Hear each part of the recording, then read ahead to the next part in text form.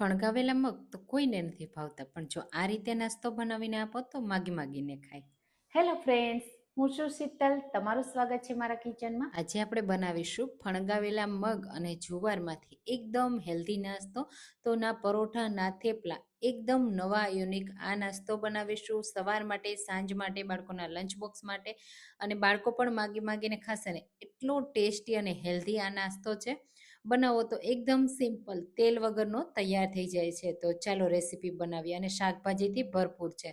તો એના માટે આપણે ગાજર લેશું, અને જે શાકભાજી લ્યો ને તે તમારે ઓછા કે વધારે તમારા પ્રમાણમાં લેવાના. ડુંગળી અને કેપ્સિકમ લીધા છે, સાથે તીખાસ માટે 2 લીલી મરચી, 1 ટુકડો આદુનો. જો લસણ ખાવું હોય તો 2 લસણની કળીઓ એડ કરી દેવાની.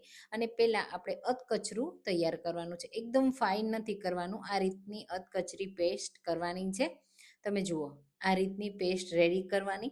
તો શાકભાજી અને સાથે આપણે ફણગાવેલા મગનો યુઝ કરી આ નાસ્તો રેડી કરવાના છીએ. તો આ બધા શાકભાજીની પેસ્ટને આપણે એક બોલમાં કાઢી લેશું. તો તમે આવા ફણગાવેલા મગ જુવારનો આવો નાસ્તો ક્યારેય ટ્રાય કર્યો છે કે નહીં, મને કમેન્ટમાં ચોક્કસથી કહેજો. અને હા, તમે મારી રેસીપી કઈ સિટીમાંથી જુઓ છો ને મને જરૂરથી કહેજો, મને ખૂબ ગમશે. તો અહીંયા આ બધી પેસ્ટ કાઢ્યા પછી એ જ મિક્સર જારમાં આપણે એડ કરીશું 1 કપ ફણગાવેલા મગ. આ રીતના મગ તમને માર્કેટમાં પણ મળી જાય છે, અને તમે ઘરે પણ તૈયાર કરી શકો છો. એને પણ આપણે અધકચરા જ કરવાના છે, તો ચોપરમાં પણ તમે ચોપ કરી શકો છો. તો આ રીતે સરસ એવા ચોપ થઈ ગયા. તમે જુઓ, અધકચરા જ રાખવાના છે. થોડા દાણા આખા અને થોડા અડધા હશે ને તો પણ ચાલશે. આ નાસ્તો આપણે એટલો ટેસ્ટી બનાવવાના છે, અને સાથે પ્રોટીન, વિટામિન અને પચવામાં એકદમ હળવો એવો તૈયાર કરીશું. તો બસ હવે આ જે તે પેસ્ટ છે ને એની સાથે જ આપણે આ મગવાળી પેસ્ટને એડ કરી દેશું. આ રીતે બધું જ કાઢી લેશું. અને અહીંયા કોઈ દહીં કે આપણે પાણીનો યુઝ નથી કરવાના લોટ બાંધતી વખતે. તો બસ મસાલા એડ કરીશું. એના માટે શેકેલા જીરાનો પાવડર અને મરી પાવડર હું એડ કરું છું, સાથે થોડું લાલ મરચું પાવડર, તીખાસ તમને જોઈએ એ પ્રમાણે, અને સ્વાદ પ્રમાણે મીઠું એડ કરી દેશું. હવે અહીંયા થોડા લીલા ધાણા પણ હું એડ કરું છું. અને સાથે આ બધી વસ્તુને પહેલાં મિક્સ કરી દેશું, એટલે સરસ એવો મસાલો બધી વસ્તુ સાથે મિક્સ થઈ જાય. તો આવી ઘણી બધી જુવારની રેસીપી જો તમારે જોવી હોય ને તો મેં મારી ચેનલ પર પોસ્ટ કરી છે, એકવાર જરૂરથી ચેક કરજો. તો આવી હેલ્ધી ટેસ્ટી રેસીપીઓ તમને દરરોજ મળતી રહેશે. બસ આ રીતે બધું મિક્સ કરી દીધું. હવે આપણે એમાં લોટ એડ કરવાનો છે. તો મેં અહીંયા 1 કપ પહેલાં જુવારનો લોટ લીધો છે, રેગ્યુલર રોટલા કરીએ ને તે જ. પણ અહીંયા આપણે બધો લોટ એકસાથે એડ નથી કરવાનો. અહીંયા આપણે પાણી કે દહીં એડ નથી કરવાના, એટલે જેટલો જરૂર લાગે ને એટલો જ આપણે લોટ એડ કરીશું. અને જે શાકભાજી એડ કર્યા છે એમાં જે પાણી છૂટે ને એનાથી જ આપણે આ લોટને બાંધી રેડી કરવાનો છે. આવું કરવાથી એક તો એના ન્યુટ્રિશન બધા જળવાઈ રહેશે, અને તમારે એક્સ્ટ્રા લોટ એડ નહીં કરવો પડે, જેના લીધે આપણે જે વેજીટેબલ એડ કર્યા છે, મગ એડ કર્યા છે ને એના ન્યુટ્રિશન આપણે પ્રોપર મળી રહે. અને આપણી બોડીમાં જે જરૂરિયાત હોય ને વિટામિન, ન્યુટ્રિશન અને પ્રોટીનની, તે પણ આપણે પૂરતા પ્રમાણમાં મળી જાય. તો એ વાતનું ધ્યાનમાં રાખીને જ આ રીતે બનાવવાના. હું આ રીતે બનાવી મારા બાળકના લંચ બોક્સમાં આપું ને તો પણ એ લંચ બોક્સ ખાલી કરીને આવે ને વારંવાર કંઈક મમ્મા આ બનાવીને આપજો, એટલા ટેસ્ટી બને છે. અને ગરમા ગરમ તમે 1 વર્ષનું બાળક હોય કે 100 વર્ષના દાદા કે દાદી હોય, બધાને તમે આપી શકો. જે વેટ લોસ કરતા હોય એના માટે પણ બેસ્ટ છે, ડાયાબિટીસના પેશન્ટ હોય ને એના માટે પણ બેસ્ટ છે. અને ખાસ કરીને જે વેટ લોસ કરતા હોય ને એના માટે તો જરૂરથી આ તમે બનાવજો. બહુ હેલ્ધી એવા છે, અને તમારું વેટ પણ ઓછું થશે.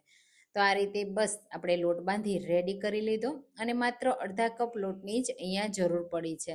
જો તમારે વધારે લોટ બનાવવાનો હોય અને બાંધવાનો હોય તો તમારે એટલા વેજીટેબલ લેવાના, જેના લીધે તમે એક્સ્ટ્રા લોટનો યુઝ ના કરી શકો. અને પ્રોપર સરસ એવો નાસ્તો રેડી થાય. હવે આ રીતે મોટા સાઈઝનું લોવું કરીશું, એકદમ સ્મૂથ કરી લેશું. અહીંયા જો તમારો લોટ ઢીલો રહી ગયો હોય તો તમારે શું કરવાનું, કોઈ પણ કપડાને ભીનું કરી લેવાનું અને એમાં સ્પ્રેડ કરી અને એ રીતે તૈયાર કરી લેવાનું. હું અહીંયા વણીને બનાવું છું, તો વણીને તમને બતાવીશ કે પરફેક્ટ વણાઈ પણ જશે અને તૂટશે પણ નહીં. હવે એને વણવા માટે લઈ લેશું. તો કોરો લોટ આ રીતે રાખવાનો, અને એમાં થોડું આ રીતે પહેલાં ડીપ કરી લેવાનું, એટલે નીચે આ રીતે પાટલામાં ચોટે નહીં. અને પછી હળવા હાથથી થોડું આ રીતે પ્રેસ કરી અને હળવા હાથથી વણવાનું, બહુ વધારે પ્રેસ નહીં કરવાનું. અને આ રીતે ફેરવતા ફેરવતા સરસ રીતે મોટી સાઈઝનું વણી લેવાનું. આ રીતે સાઈડથી ફાટે ને તો ટેન્શન નહીં લેવાનું. જો તમને ક્રેકવાળું પસંદ હોય ને તો એ રીતે તમે ડાયરેક્ટ શેકી શકો છો, અને તમને એક સરખો શેપ પસંદ હોય ને તો એ રીતે કરી અને તમે એને શેકી શકો છો.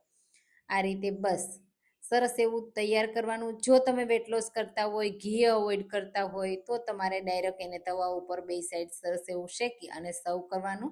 તો તમારે ઘીથી નહીં શેકવાના. ઉપરથી હું થોડા તલ ગાર્નિશ માટે એડ કરું છું. અને હવે આપણે આ રીતે એક સરખો શેપ આપવા માટે કોઈ વાસણ લઈ લેશું અને એનાથી આ રીતે કટ લગાવી દેશું. તો આ રીતે ઢક્કનના મદદથી સરસ એવું એક સરખો શેપ આવશે. એક્સ્ટ્રા લોટને આપણે બીજી વાર માટે યુઝ કરી લેશું. તમે જુઓ, થોડું થીક રાખવાનું, એકદમ પતલું નહીં કરવાનું. થેપલા હોય ને એનાથી પણ થોડું થીક રાખવાનું, એટલે ખાતી વખતે બહુ સરસ એવું લાગશે. કારણ કે આપણે જે મગ છે ને અધકચરા કર્યા છે ને, તો એના લીધે તૂટશે પણ નહીં અને અંદર સુધી કૂક પણ થશે. તો આ રીતે બાકીના આપણે પહેલાં બધા બનાવી લેવાના.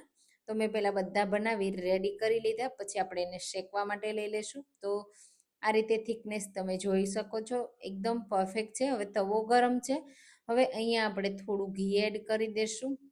મેં કીધું એમ, જો તમે ઘી અવોઇડ કરવા માંગતા હોય, વેટ લોસ કરતા હોય, તો તમે ઘી વગર શેકી શકો છો. ડાયરેક્ટ તવા ઉપર નાખી અને બંને સાઈડ પલટાવતા જઈ સરસ એવો ક્રિસ્પી કરી લેવાનું, શેકી લેવાનું.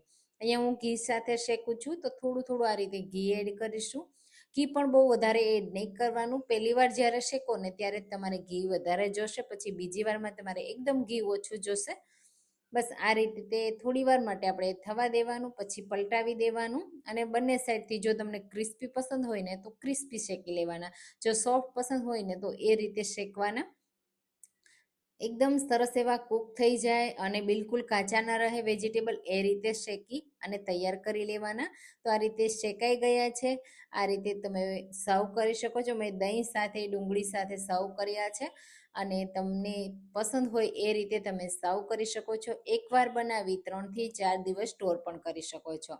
બિલકુલ ખરાબ નથી થતા અને ખાવામાં બહુ સરસ એવા લાગે છે. તો તમે આ રેસીપી ક્યારે ટ્રાય કરો છો મને કમેન્ટમાં ચોક્કસથી કહેજો. મારી રેસીપી તમને ગમી કે નહીં એ પણ કહેજો. રેસીપી ગમી હોય તો લાઇક કરજો, શેર કરજો અને મારી ચેનલને સબસ્ક્રાઈબ કરજો.